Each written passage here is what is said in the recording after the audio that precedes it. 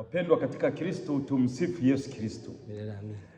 Karibuni kwenye tafakari fupi. Nina maneno matatu kwa ajili ya wafanyabiashara.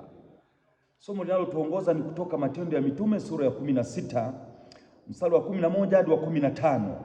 Mwanamke mmoja jina lake Lydia, mwenye kuuza rangi ya zambarau, mwenyeji wa Thiatira, mcha Mungu, akatusikiliza.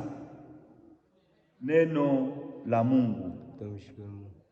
Wapendwa wafanyabiashara, mnaye mfanyabiashara mwenzenu Lydia. Lydia inamaanisha ni sehemu katika Uturuki ilikuwa inaitwa Lydia. Ni kama mtu anaweza kaitwa Minziro. Tulikuwa na mchezaji wa mpira anaitwa Minziro. Huyu alikuwa anauza vitambaa vya rangi ya zambarau. Ni mfanyabiashara lakini ni mcha Mungu. Kuna maneno matatu kwa wafanyabiashara. Mtume Paulo alisema akatusikiliza. Mfanyabiashara, sikiliza. Msikilize mteja. Sikiliza masoko yanasemaje. Sikiliza ushauri. Isikilize saiti iliyo nzuri. Lakini neno la pili, akatusii. Mtume Paulo anasema akatusii.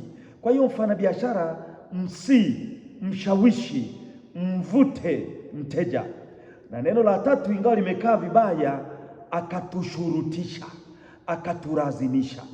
Hapa kulazimisha haina maana hasi, ina maana ya kuwa na msimamo, ina maana ya kusisitiza, ina maana ya kumfuatilia mteja. Kwa hiyo msikilize mteja, mteja, mshurutishe au mlazimishe kwa maana ya kuwa na msimamo na kwa maana ya kumfuatilia. Tumsifu Yesu Kristo. Milele amina.